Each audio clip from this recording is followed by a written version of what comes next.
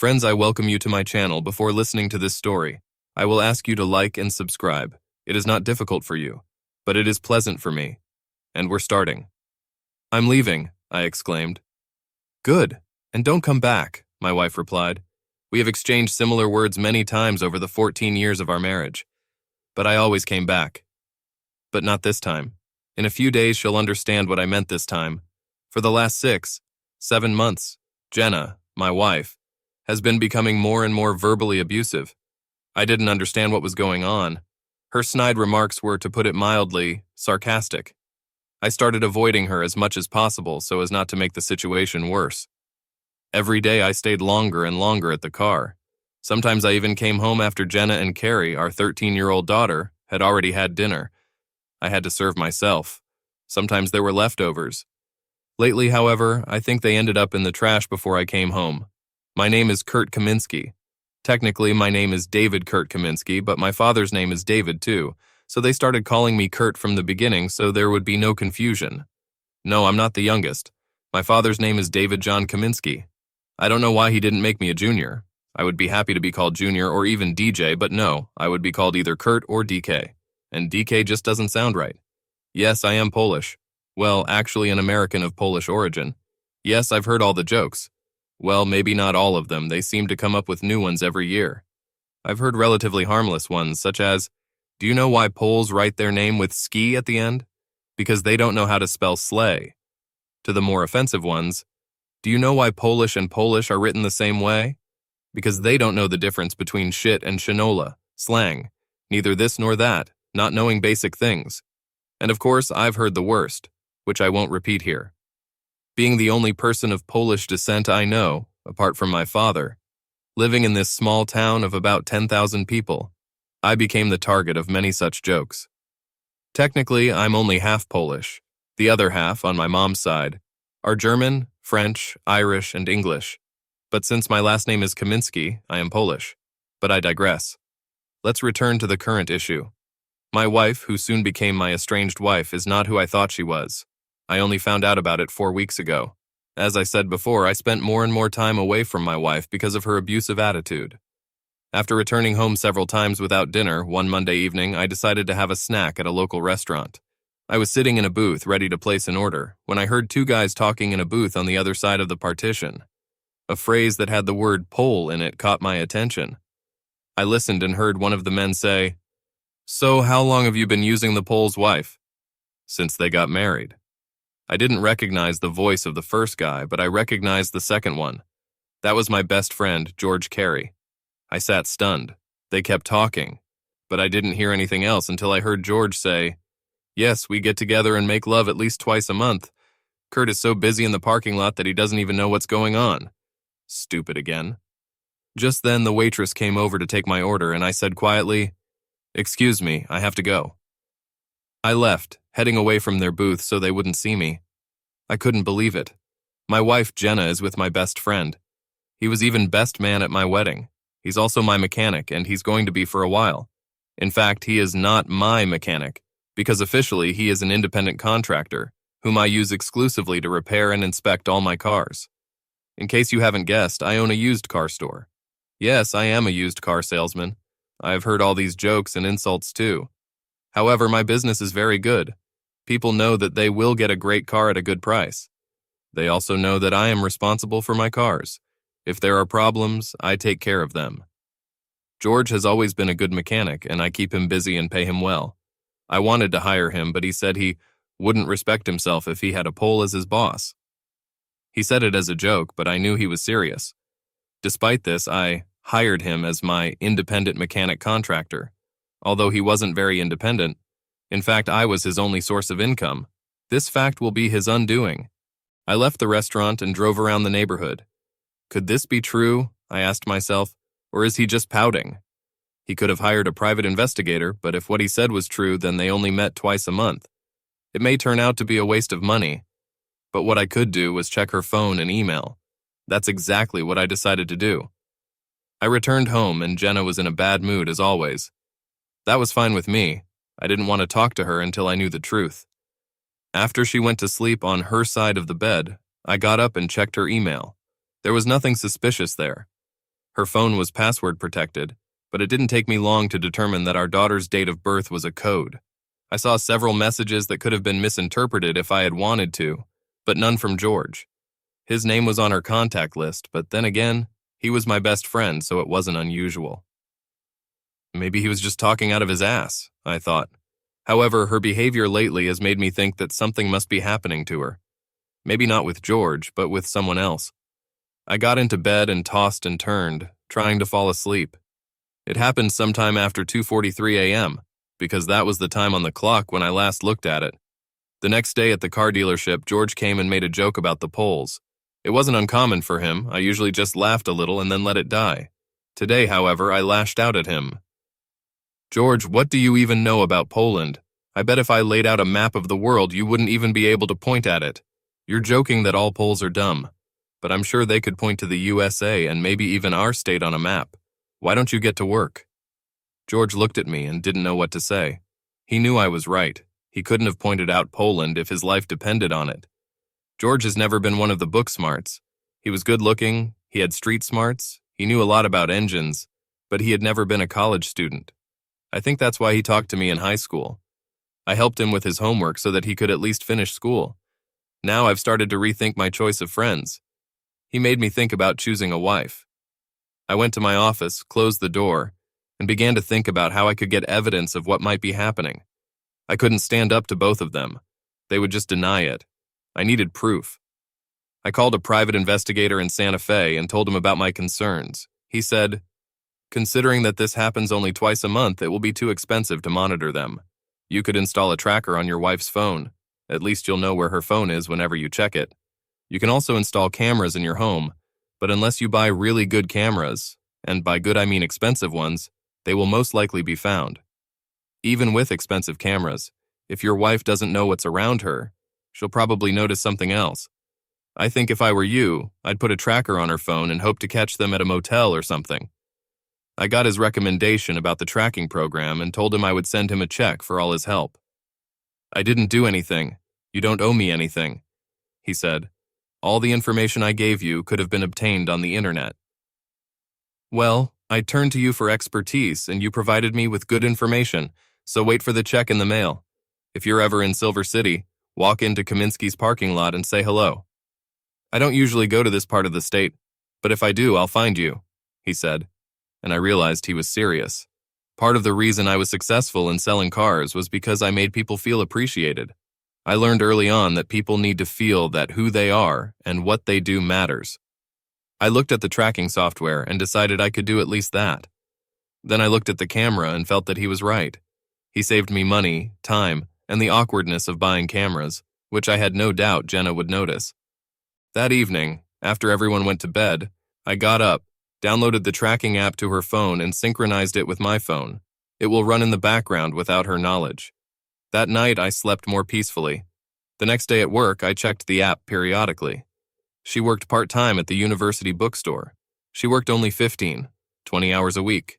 She called the money she received crazy money and spent it on whatever she wanted, usually going to the salon. Later I checked, she was at the grocery store. Even later, she was at home. George was at home most of the day, but when Jenna was at home, he was at work. So at least that day I was sure nothing had happened. That evening, I decided to try to be more polite to my wife and daughter. When I asked if they wanted to go eat at the Revel restaurant, my wife seemed to react a little better. Carrie, however, was a typical 13-year-old girl, unsure if she wanted to see her parents. I insisted, and she reluctantly went to the car. The dinner was pleasant. I didn't fail to mention George in conversation, and Jenna looked away, but quickly changed the conversation when she saw me looking at her, which increased my suspicions. I'd like to know if what George said is true. I needed to find out somehow. That night, I didn't check her phone. I had no luck checking her calls or messages, so either she deleted them right away or she didn't do them at all. When I got into bed, I told Jenna, "Thanks for going to dinner tonight." "Thanks, Kurt." It was a pleasant surprise. She looked at me and said with a look, "Maybe you'll get lucky today." It's been a while, and as I said, we haven't been getting along very well lately. Jenna finished her overnight preparations in the bathroom and got into bed, snuggling up to me. If she cheated on me, did I want to? I decided that until I had proof, I would let her initiate and reciprocate. I wouldn't take the initiative. In the end, we made love after all. Well, at least I enjoyed it. For the rest of the week, I checked the location of her phone and saw nothing unusual. On Saturday evening, when she was already asleep, I checked her phone for messages or calls and again found nothing. I was close to convincing myself that George was lying through his teeth, trying to impress some guy with his exploits. It wasn't the first time. I've known it since high school. I went back to bed and tossed and turned again. My subconscious kept me awake. It was 2 o'clock in the morning, and I was lying and staring at the ceiling, unable to sleep, so I got up and went downstairs to get something to drink. I hope this helps me fall asleep. I was sitting with a Jack Daniels glass and a Coke in one hand and her phone in the other. Then I decided to check her phone again. I entered the password, my daughter's date of birth, and opened the phone on her home page, and then it hit me like an electric shock.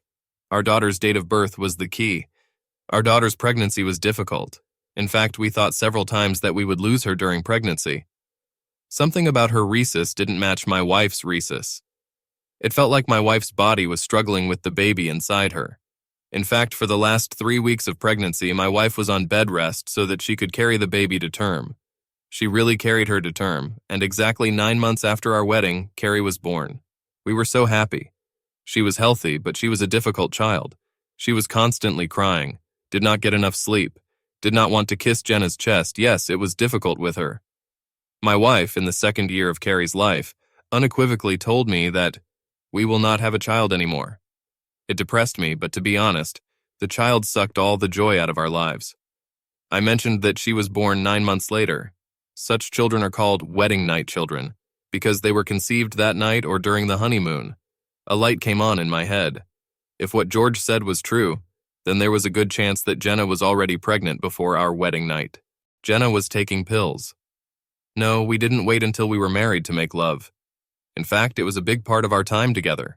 The doctor, when asked how Jenna got pregnant, said that the stress caused by the wedding probably affected her hormones and made the pills ineffective. Well, if the pills were ineffective that night, then they were ineffective that day. Now I knew what to do. The probability that I was not the father was 50%. You know the expression, the early bird gets a worm. Now George could be an early riser. However, I think that in his case, the expression should sound like this: the early worm gets a bird. I got up from the couch and went to the bathroom. I found cotton swabs there and went to Carrie's room. She was fast asleep now. She finally switched to a good sleep regime when she turned 4 years old. Up to this point, she had had a hard time. She lay snoring with her mouth open. It was easy for me to take a cotton swab and run it over the inside of her cheek. She didn't even wake up. Putting it in a plastic bag with a zipper, I repeated the process for myself. If it turned out that Carrie was my biological daughter, it would still leave me with questions about Jenna's loyalty. If Carrie wasn't genetically mine, then the shit had to get into the fan. Sunday was a day of housework, and each of us had our own responsibilities. I took my time with them to limit my exposure to Jenna or Carrie. It was hard for me to contain my emotions, so I didn't want to give anything away. I couldn't wait to find out the results of my suspicions, but at the same time I was doubtful. This thought has been bothering me all day. Jenna asked me, "Is something bothering you, Kurt?" I needed to come up with something quickly, so I answered, "I want to buy a large number of cars at the next auction to fill my lot. This means that there won't be much money until I can make a few sales to make up for it." "Well, don't overexert us," she said. She always said we when she talked about the business, which I think was good, because she felt that it was ours. But in fact, when I opened the parking lot, I registered the company to limit my responsibility. We live in a religious society, and I didn't want anything done in business to negatively affect my personal life. I think I'm going to pay off the credit cards and cancel all but one of them so that our creditworthiness looks a lot better, I told her. It was a ploy to explain my plans, to prevent any possibility that she might frame me financially if and when she found out about my plans. "Whatever you think you need to do," she said dispassionately. This idea came to my mind in the blink of an eye. It's amazing how your mind can work if you let it. This would limit the possible consequences if what I expected turned out to be true. So, early Monday morning, I took my samples to the University of Western New Mexico and talked to someone from the science department. They referred me to the head of the department. He told me that they have a core program in cellular and molecular biology, and that they would be happy to do so. I gave him some of my business cards and told him that he or anyone working on the samples would get a 10% discount on the purchase. He seemed to appreciate it. I was thinking about changing my Camry to a newer car. I may have to stop by and see your selection. If you don't see anything you like, just let me know and I'll work with you to find something you like, I told him. Thanks, I'll do that, he replied. I know I was smiling when I left the university, but it was a worried smile. The results could have been the end of my marriage. When I told Jenna about buying new cars to fill up my lot, it was just to hide my worried expression. Now, I thought, it's not a bad idea. I called Paul, my accountant, loan officer, and part-time salesman, to my office and told him about my idea. We're going to make it, he said. Paul, there's something else I'd like to do. I would like to pay off the mortgage on my house. Can we arrange a lump sum payment so that I can do it? Let me take a look at the financials and come back to you after lunch. As he was leaving my office, I thought about calling my lawyer and asking for a referral to a family lawyer. Then I thought, maybe you're in a hurry, let's see what the results will be first. After all, I have yet to find any evidence that my wife was having an affair. After lunch, Paul showed me a spreadsheet and we discussed the next steps for both of my plans. The next 2 days were among the longest. I was on the verge of death, waiting for the results of a DNA test. Late on Wednesday evening, the head of the department called me. He was coming to us with the results and to see the car. When he arrived, I directed him directly to my office. He looked at me, and the expression on his face told me what the results were. Then he spoke and confirmed it. The two collected samples are not related to each other. I nodded my head, and he could tell that even though I expected it, I was devastated by the news. He gave me a minute to think about it and handed me a manila envelope with the results. When I looked up at him, my expression changed. So what kind of car were you thinking about? Well, I know it sounds cliched, but I just turned 50 and I'm looking for a sports car. I was thinking about the Mazda Miata. I told him that I did not have such a car, but I was going to the auction the next day and would try to find a car that would be in good mechanical and cosmetic condition. I'll call him this afternoon and let him know what I found. When he was leaving, I told Anna, my secretary/planner/office manager/part-time salesperson, that I'll leave early, but if you need me, I'll only be a phone call away. I knew she wouldn't call. She rarely needed me. She could handle almost anything that needed to be done. I was driving around the city just watching. Strangely, everything looked different to me. Then I called my lawyer. He was saddened by the news, but referred me to another lawyer who he knew would do everything right. After calling, I made an appointment for a late evening the next day. I had a snack at the restaurant and thought about it while I was eating. Have I wasted the last 15 years of my life? I couldn't even say that I had at least a child from this marriage. Of course, I still considered her to some extent my child, but biologically she was not. What should I do next? I knew I couldn't act like I didn't know anything. Of course, I wasn't in the dark before, but now that I knew, there was no turning back. One thing I knew for sure, George would pay. I didn't care that he had been my best friend for many years.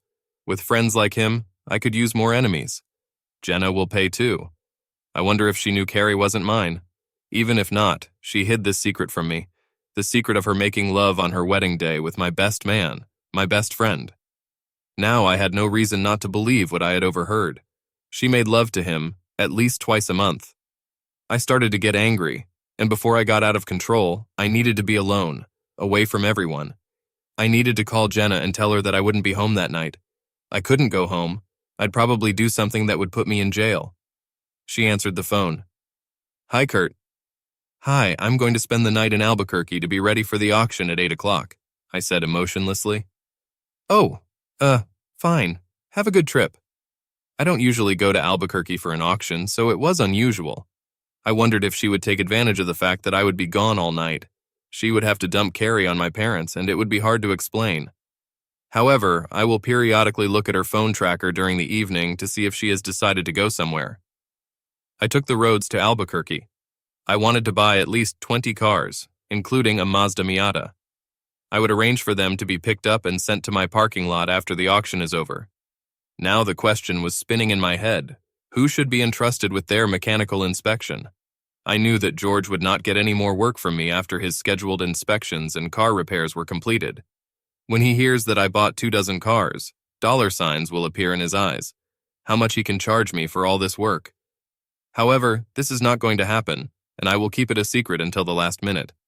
I needed to talk to one of the local dealers at the auction to find out who would be good enough and reliable enough to inspect them before shipping them to our small town. When I got to Albuquerque around 9 o'clock, I rented a room at the Best Western Hotel. Despite the fact that I was the owner, I could not allow money for an expensive hotel to be debited from the company's accounts. The room was comfortable, as was the bed. That's all I needed. I am a simple person with simple needs. When I entered the room, I immediately checked Jenna's phone tracker. I discovered that she was still at home, or at least her phone was at home. That night, sleep was difficult. I kept going over in my mind why she did what she did. How could she justify making love to him on our wedding day, let alone twice a month, for who knows how many years? I started to reconsider our marriage. He was never perfect, but I thought we loved each other, exclusively each other. Now I know that it was a mistake on my part from the very beginning. In the first few years after the wedding, everything was not easy. Of course, we weren't expecting a baby right away. Initially, we planned to wait 3-4 years and then start a family. 3 children is what we agreed on before the wedding. However, the fight with Carrie ruined these plans. When I found out that my best friend had ruined these plans, the whole struggle began to seem in vain. 14 years of wasted effort. Of course, there were good times, but even they were now overshadowed by this news and the possibility that they could have been fucked up throughout our marriage. If Jenna hadn't made love to George, maybe she would have gotten pregnant by me, and maybe she wouldn't have had such a bad pregnancy and a difficult baby, which made her not want anymore. George ruined my life when he used my future wife on my wedding day. Now he uses it at least twice a month, and I'm sure he's laughing at the ignorant Pole all the time. He has to pay, I thought to myself, lying down and trying to fall asleep. I was furious again. I needed to calm down, otherwise I wouldn't be able to sleep. I turned on the TV for some mindless comedy show. Laughter helped me calm down, and by 11 o'clock I was ready to fall asleep in anticipation of a long day. The auction went great. I got some great cars at great prices and got to know some dealers from the Albuquerque area. I didn't see any Miata at the auction, so I started asking other dealers. 2 of them had one each, one red, the other black. I asked them if they were ready to make a deal when I found out which color my client preferred. Of course, each of them said. Just let me know which cars are on your lot and we'll do everything. I should have come to this auction more often. Communicating with other businessmen and women engaged in the same type of business inspired me to expand my business. Besides, it distracted me from my problems. In the afternoon, when I met with the lawyer, the news was not very good. I will lose half of my entire property, and I will have to pay alimony and child support. Alimony for a child who wasn't even mine. Then I decided that I would not get divorced. Instead, I'll leave her with George's baby. I would have paid off the mortgage on the house. She could have stayed in it, but my name was the only one on the mortgage, so she couldn't sell it. If I had left but continued to pay taxes and utilities, she would not have been able to apply for retirement and take the house. However, I had to decide what to do with my business. He was registered as a corporation, but for some reason I knew that if I didn't do something to protect him, I could lose him. I needed to talk to my business lawyer about this. When I walked through the door of my house, I was exhausted from a long day, so I told Jenna, "I'm tired. I'm going to take a shower and go straight to bed." And went into the bedroom. "Do you want to have dinner?" She called me. "No, I had a late lunch," I replied. At least she thought to ask. The shower was great. It seemed like my problems had almost melted away. I had problems, but I was on my way to solving them. I fell asleep a few minutes after my head hit the pillow. I've been stressed out for the last week, and now that I've started making a plan of action, my mind can rest. Waking up early and refreshed, I went to the office before Jenna and Carrie woke up. I had things to do, and even more plans. When my staff started arriving, they found me knee-deep in spreadsheets, financial reports, and sales forecasts. I told Paul that I had purchased 23 cars, and that within a week we would make a deal to sell the car at a dealer in Albuquerque. I told Anna not to assign any more work to George, but to keep it a secret. She looked at me with a puzzled expression on her face. "You're the boss." "Thank you, Anna. You are irreplaceable." At 9 a.m., I called my business lawyer and asked him what I should do. "Well, your business is registered, but there may still be a way she can get you to sell it to get half of its value. Have you thought about selling it in advance?" No, but do I need it? It will keep the business out of her hands, he said. This business is my life, I can't get rid of it, I told him. Okay, let me think a little and study the situation. I'll call you at the end of the week. This news was devastating. I have worked hard to create my business the way it is today. This is my child, unlike Carrie, I thought to myself. Now I was furious again. Part of a good business person is the ability to divide and multitask. I needed to put my personal problems aside and get back to business.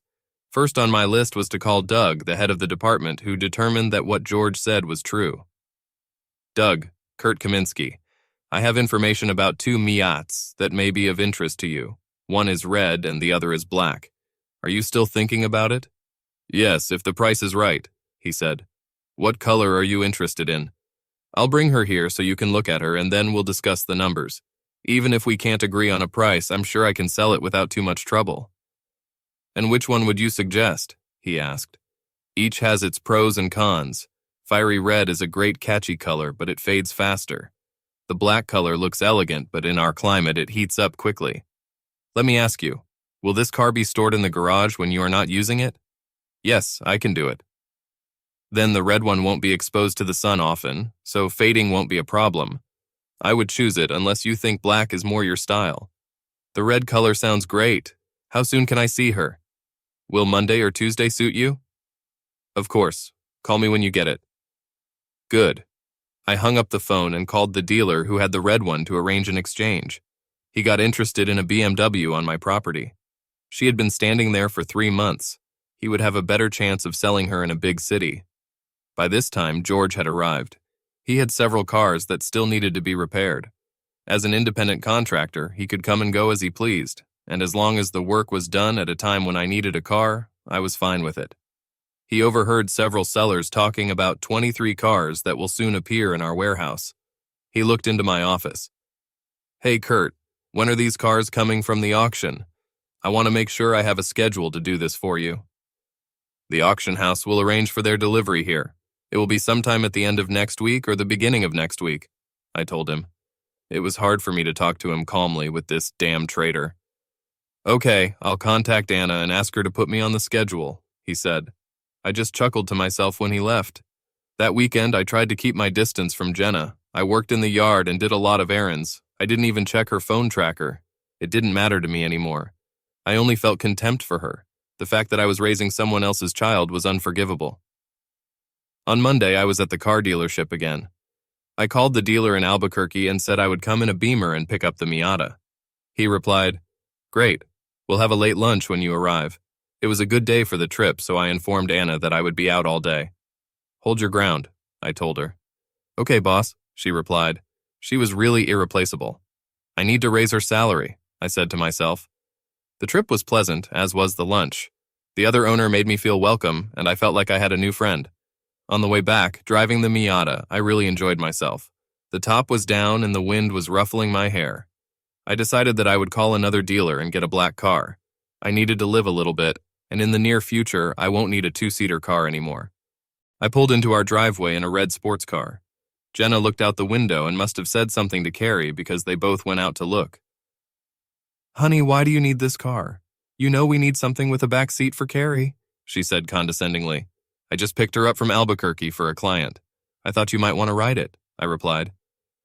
No, honey, I don't like small cars, Jenna said with slight disdain. Carrie?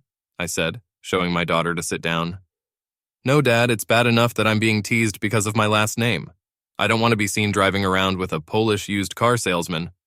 She said it the way only a teenager can say it. I was, to put it mildly, stunned. Where did this disrespect come from? Looking at Jenna, I realized that she was acting like Carrie hadn't done anything wrong. Great. Now both women are in my house, treating me disrespectfully. I know that teenagers shouldn't be best buddies with their parents, but the way she said it offensively made me look at my whole family life as fiction. Well, I'm going to take another ride. I'll be back as soon as I can, I said, putting the car in reverse and driving away. I drove along the roads of Silver City and its environs, getting excited. My marriage was breaking down fast. When I finally pulled into the driveway at 9:30, I immediately went upstairs, jumped into the shower, and climbed into bed. When I didn't come down after the shower, Jenna got up and entered the room. The light from the hallway shone directly into my eyes. I squinted and closed them. What? Are your feelings hurt because we didn't choose a sports car? Aren't you going to go downstairs and spend time with your family? You are not only a Pole, you are also a child. Where did this attitude come from? I had to believe it was coming from George. She spent time with him, and his stripped-down attitude towards my roots rubbed off on her. Now she's passing it on to her daughter. It was her daughter, not mine. I guess I should get this into my head. I may have to support her, but she's not my daughter. It seems that you and your daughter would prefer not to have a Pole around so you can just fuck off. I was furious, and her attitude didn't help her at all. She'll regret ever treating me like this. Needless to say, since then, the Kaminsky house has been quiet and cold. The next day I called Doug, and he came to check out the Miata. He was delighted. We talked over the numbers, and he was surprised at what a great price he got. $3,000 less than the Kelly Blue Book. When he was about to leave, having filled out all the paperwork, he said, "My best friend is in charge of purchasing for the university, and we change 16 cars about once every 2 years. I know it's not much, but could you talk to him?" "I'm always happy to do business, and you know I'll make a deal with them," I said. "I'll ask Jim to call you at the end of this week." "Thanks," I said. "This is how I developed my business, treating people correctly and letting them know that I appreciate their recommendations." On Wednesday, my lawyer called me. "Hi, Kurt. I think I have a solution to your potential problem. Could you come by this afternoon to discuss it with me?" Of course, I can't wait to get started. The atmosphere in my house is becoming unbearable. At the meeting that day, I listened to the plan and I liked it. It will take about 2 weeks to implement, but if it works, it will be worth it. During these 2 weeks, I slowly moved my personal belongings and tools from my house to an apartment in a neighboring city. Besides, during those 2 weeks, George was looking forward to those 24 cars arriving to do some work that he could bill me for. When he asked, I just put it off. Last weekend, I was doing yard work, and when Jenna and Carrie weren't around, I was tidying up the closet and dressers. Jenna did the laundry during the week, so she could do what she wanted on weekends. It was good for me because she didn't notice that my closet was empty. So, this brings me back to that Monday night when I told Jenna, "I'm leaving." She started being rude to me again and disrespectful to me, both as a Pole and a used car salesman. I reinforced this by calling her a fool. She hated that word. Then she exploded and I told her I was leaving. In the past, I'd go to a motel for a night or two, depending on how angry I was. On Tuesday morning, after this explosion, I came to the parking lot early and, when my staff entered, asked them to go to the conference room. I closed the door behind them. I had weekly meetings, so it wasn't unusual. I started the meeting. "Good morning, as you all know. The cars that I bought a couple of weeks ago arrived yesterday afternoon. All of them have already been tested and prepared, so they are ready for sale right now.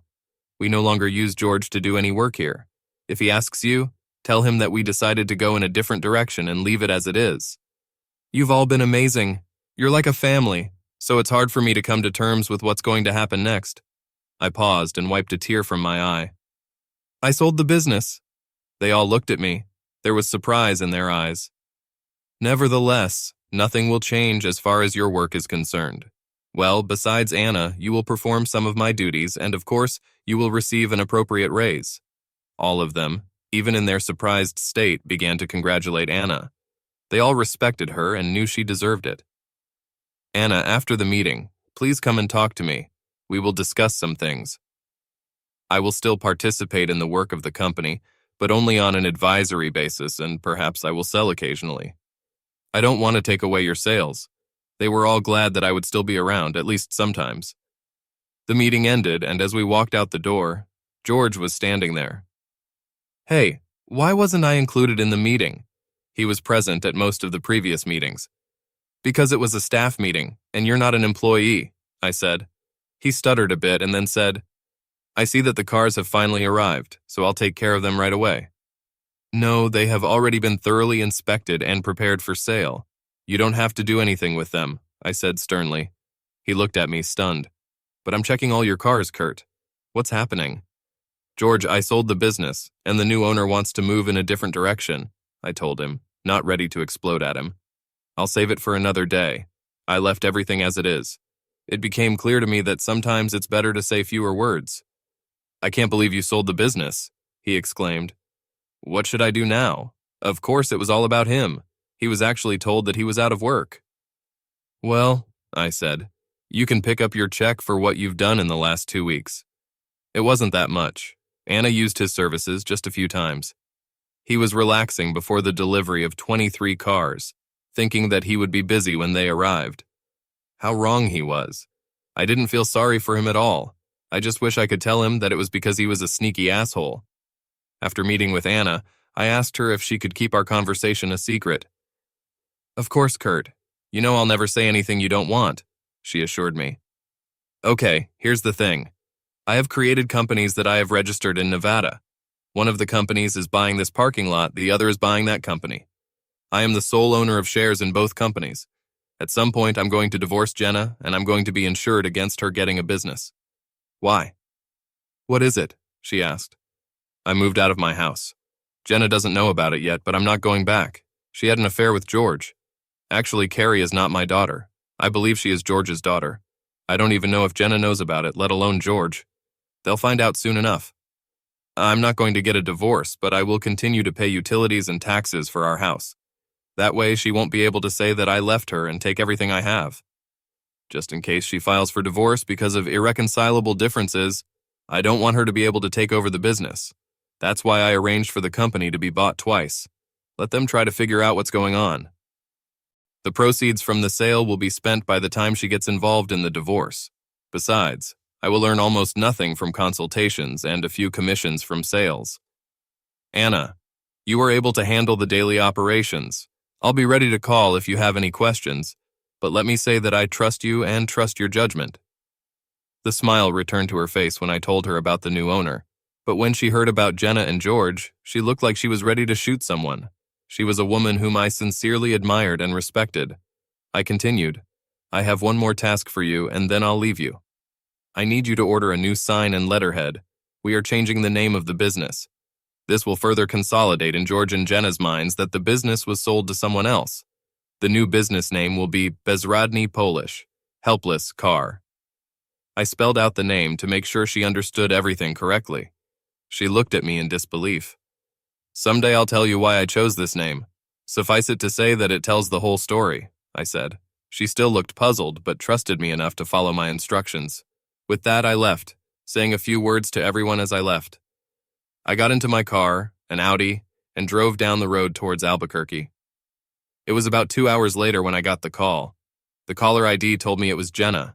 I didn't expect her to call before the end of the evening. It's been like this many times when I've been away. I'd leave for a day or two, she'd call, we'd talk, and I'd come back. Everything changed for a while, and then we became the same again. After a while, we would have a fight again, and the cycle would start all over again. I decided to answer the phone, waiting to hear what nonsense she would spew this time. Hello, I said through the speakerphone microphone in the car. Kurt, what's going on? She said a little uncertainly. Nothing, I'm just going to Albuquerque. Why are you going there? To pick up the car, I said without emotion. Then what I've heard must be untrue. So George must have called her. Figuratively speaking, call your mistress to find out what's going on with her husband. I do not know, I said. What did you hear? George called me and told me that you had sold the business. Why would he call you? I asked, baffling her. She's recovered. He's your best friend. He was wondering if I knew what was going on. Best friend, what a joke. I was a joke to him. The stupid Pole is helpless and does not know what is going on behind his back with his wife. It seems that my family was embarrassed that I was a used car salesman. So yes, I sold the business. Now you don't have to wear that brand anymore. Shouldn't we have talked about this first? She said. I'm sure she was worried about how we were going to live now. This is my company. I owned it before we got married, and I can sell it whenever I want. I just hope that the new owner will treat my former employees well. So you got a good price for it? Again, she was worried about how it would affect her standard of living. I didn't care about that.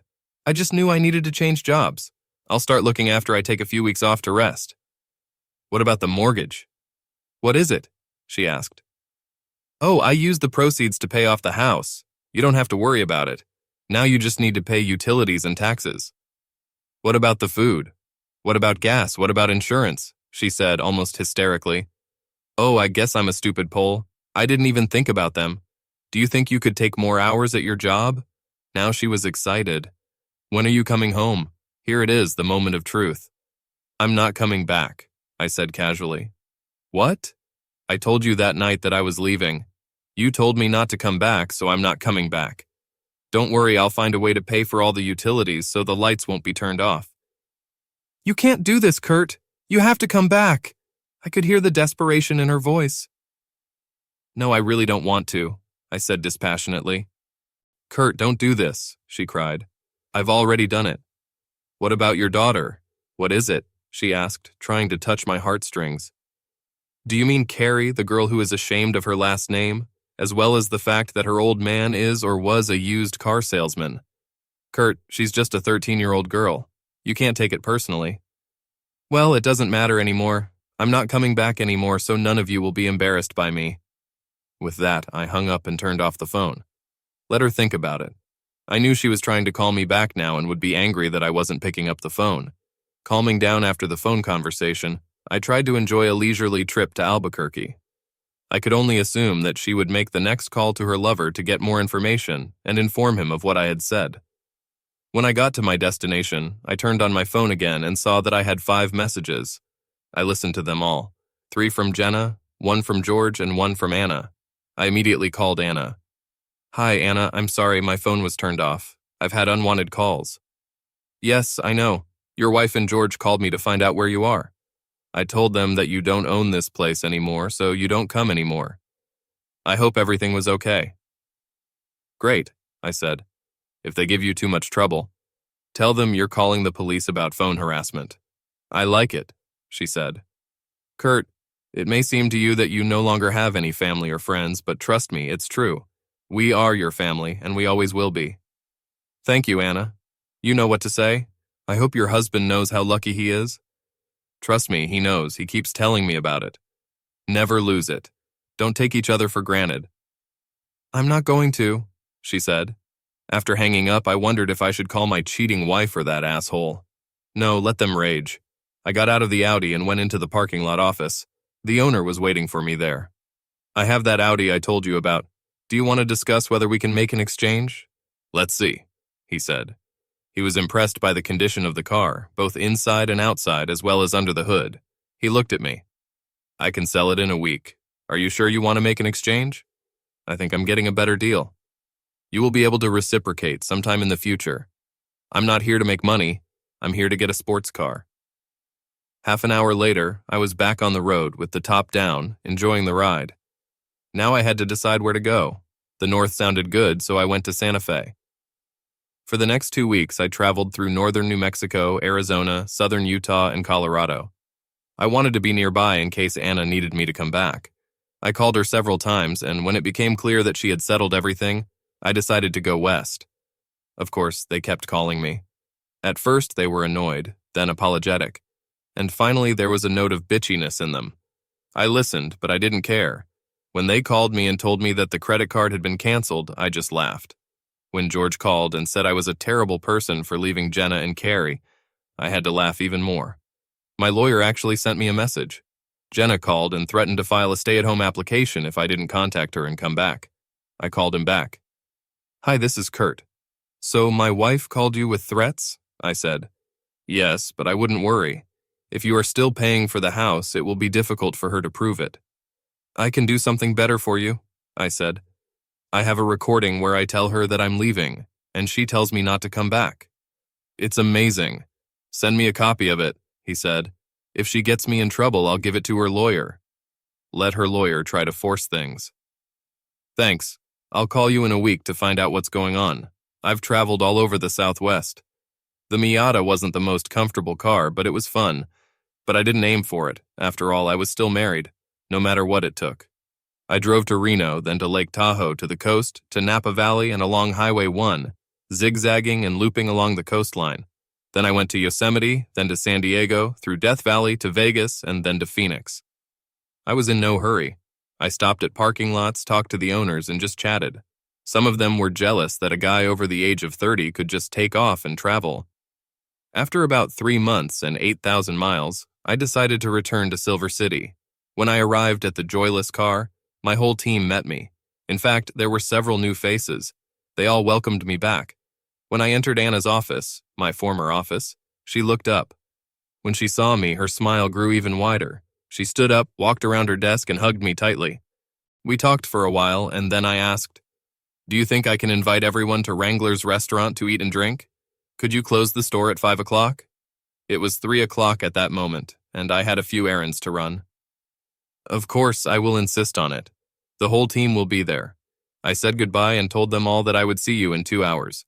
They were in a good mood.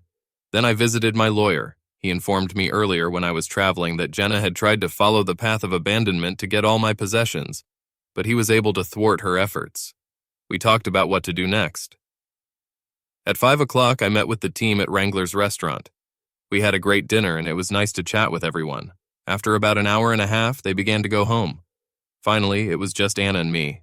She looked at me and said, "You know, Kurt, you may think you're helpless, vulnerable, and don't understand anything, but you're wrong. You just trusted those you loved." I looked at her. "So you got it, right?" "Yes, it took me a while, but you said that the new name would tell the whole story. It bothered me until I figured it out. You can be a Pole, but all these jokes will never be able to describe the real you. These jokes are an insult to you and your roots." "Thank you, Anna. You are indeed the main reason for my return. I had to see how you handled my responsibilities. I'm happy to say that you didn't fill my shoes, but rather created your own pair. I had a great mentor," she said. We hugged and she went home to her husband. He was really a happy man. I returned to the apartment I hadn't been in for 3 months. It was musty in here and needed to be properly ventilated. Opening the windows, I let the cool evening air fill the rooms. I took a beer and sat on the terrace overlooking the pool. There were several people swimming there and a family was playing. I thought of Jenna and me. We had such high hopes and dreams when we got married. Now they are all gone. Looking at the clock on the wall, I saw that it was about 8:30. The thought flashed through my head. It looks like it's time for a showdown. I got up, jumped into my Miata, and drove to my house. I think technically he was still mine. I bought it before Jenna and I got married, and my name was the only one on the paperwork. I was disappointed when I pulled into the driveway. The yard was not well maintained. It seemed that the landscaping had not even been touched. The lights were on, and I assumed Jenna was home. I went to the door and knocked. A minute later, the door opened and Carrie was standing there. Her eyes got big and she asked, "Dad?" "Hi, Carrie, is your mom home?" She stuttered and then shouted, "Mom!" I heard Jenna screaming from the kitchen in a strained, high-pitched voice. "What's the matter?"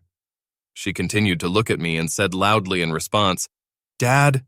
Jenna came around the corner, saw me, and screamed, "Where are you?" I decided to answer her cry in a calm, even voice. "I traveled." At that moment, George came out of the bedroom in his underpants. "Oh," I said. "The whole family is here. Mom, Dad, and baby." "What the hell are you talking about?" Jenna spat back.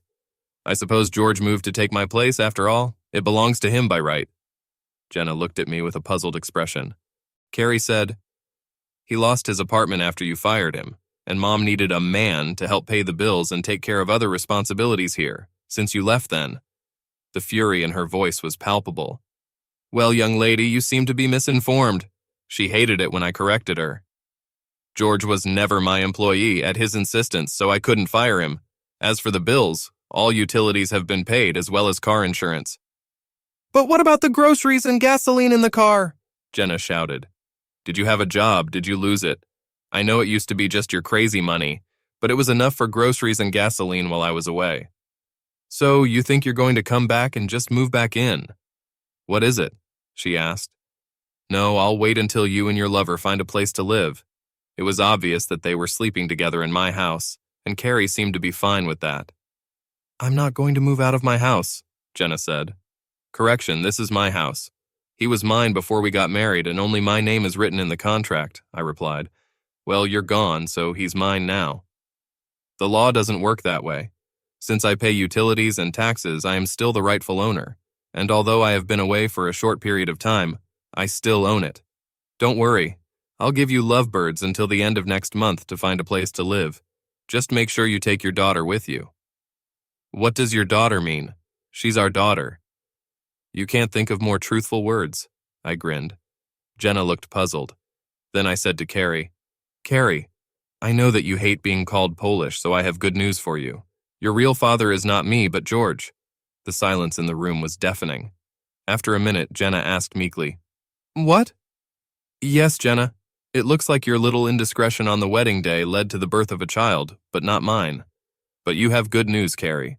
Now you can take your real dad's last name and become Carrie Carey. I wonder if Mom didn't insist on the name Carrie, as a sign of respect for her lover? I looked at Jenna, and she looked at George. He was white as a ghost. What, George? Don't you want to be a dad? Well, it's a pity. Take responsibility for yourself. But look at it this way. It's just another 4 years and then college. Jenna and George said almost in unison, I don't believe in it. I threw them the DNA report. See for yourself. They grabbed him, looked at him, and then both fainted. Carrie, tell the lovebirds that your mom will be handed the divorce papers sometime next week, along with the eviction notice.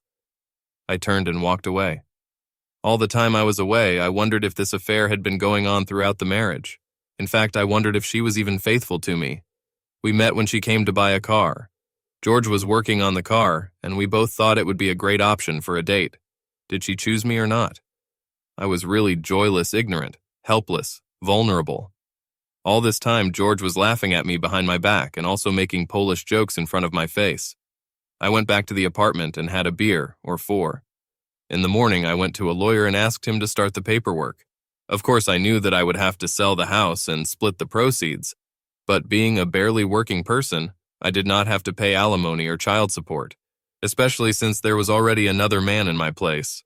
At least that's what I was hoping for. I loved Jenna, and George too. The betrayal was incredible. It will take me a long time to trust anyone, be it a man or a woman. Maybe I should see a psychologist. As the divorce process progressed, I returned to work at a car dealership, but as a salesman. I made it clear to all the employees that I was no longer the boss and that I only needed 1 sale a week to pay my rent and buy groceries. In fact, I insisted on only one thing. When it came to the alimony required by the court, I wanted to have no money at the end of the month other than my own meager living expenses. Jenna hired a lawyer. I don't know how she could afford it. Maybe he worked on a voluntary basis. He'll be surprised. They looked at my bank accounts and saw that I had spent the funds from the sale. They even looked at the sale itself, but found nothing objectionable in it. They didn't dig deep enough. I heard from my fellow salesmen that while I was away, George came in almost every day for the first 2 weeks and talked to Anna about getting some kind of job. She had no problem saying no to him every time. In the end, he gave up. Now he regretted that he had never received an ASE certificate, because the only job he could find was at Valvoline Quick Oil Change, a company providing preventive maintenance services for various types of cars, with a salary of $13 per hour. I was hoping that Jenna had switched to full-time work, otherwise it would be difficult for them to make ends meet. I contacted the realtor and informed Jenna that I was putting the house up for sale, pending a 50-50 split of our entire estate. She had already been served with an eviction notice, so she had to move out before the house was sold and closed. One evening, there was a knock on my door. Of course it was Jenna. I opened the door and looked at her. What do you need? Kurt, can we talk? I don't think this is a good idea. We are in a lawsuit against each other. Come on, Kurt, it's just me here, no lawyers. Can't we sit down and have a civilized conversation? Yeah, probably, but let's go to Denny's, I said. There will be witnesses, I thought to myself. I didn't trust her enough to be alone with her. We sat in a booth at Denny's, and after a couple of minutes of pleasantries, I asked, Why Jenna? She looked at me, hesitated, and answered, I think the simple answer is that I liked you both, and I couldn't decide. So you were seeing both of us at the same time? She looked down at the table. Yes, but George told me not to tell you anything because he knew it would ruin your personal and working relationship with him. So, when I asked you to marry me, why did you agree? Because I loved you. What about George? I asked. I loved him too, but I understood that he would never be a suitable husband. When you asked me, he and I discussed it and ended our relationship. I wanted to focus on us and preparing for our wedding. So, on our wedding day, when you let him use you, you said, I'm marrying him, but you're still my man. She started crying. It wasn't like that. Then what was it, Jenna? She hesitated and then said, I didn't want to lose him, and he didn't want to lose me. Well, Now you have each other and your child. By the way, she did a great job with the name. I didn't even notice until I had time to think for 3 months on the road. I didn't know Carrie wasn't yours. I really didn't know. Then she looked at me and said, Kurt, I wanted to talk to you today to tell you that I still love you. It's nice to hear you say that, Jenna, but I don't think you know what love is. I loved you more than anything in the world, and obviously you can't say the same thing. I loved you, but I can honestly say that I don't love you anymore. I loved you with all my heart, but now I only feel contempt for you. When I said that, she looked up at me and realized that our relationship was over. There will never be us again. I had to ask her one more question. Have you ever stopped? She hesitated and then apparently decided that it didn't matter and told the truth. We never stopped. We had lull, but we got together, usually twice a month. I was hoping for a different answer, but I was still glad that she told me the truth. One more question. What happened about a year ago that made you treat me so badly? Your attitude towards me has started to change. The outward contempt was obvious. Her face turned red, then she got a little angry. George started trying to persuade me to make love in a threesome, and not with you. I probably could have done it if you had participated, but we couldn't figure out how to do it. He kept insisting on it, and it made me resent you for something I know you would never do. I know it sounds weird, but I thought I could have 2 of my men who love me together, and I resented you for not being the kind of person who would allow it. So you did it? I asked. No, I thought about it, but then you left and my whole world collapsed. Well, now you can do it knowing that I don't care. I don't care what you do anymore. We both knew that our time for talking was over, so I paid the bill and we went to our cars. 4 months later, we stood in front of a judge and he declared us divorced. George was there too. As we were leaving the courthouse, Jenna said, Can we have a drink the old-fashioned way? Of course, I said. By this time, the hostility I felt towards the 2 of them had disappeared. Then I thought, this will be the last time I have to be with them. Now they can be alone together. Let the pigs live in their filth. They deserve each other. Jenna will have to get used to a lower standard of living. Okay, maybe the hostility hasn't disappeared. We drove to Wrangler's, and when we started coming in from the parking lot, I thought, it's like a lot of jokes. This one began like this. A crooked trash, a treacherous asshole, and a pole come into the bar. The bartender shouts when we enter the door, Hey, we don't serve people like you here. Then the asshole says, Hey, you can't refuse service just because he's Polish. The bartender says, The pole can stay, but the Department of Health does not allow us to have assholes openly visible in the catering establishment. It was Gus. I gave him a damn good deal on a classic car that someone traded in. Since then, he's treated me like royalty.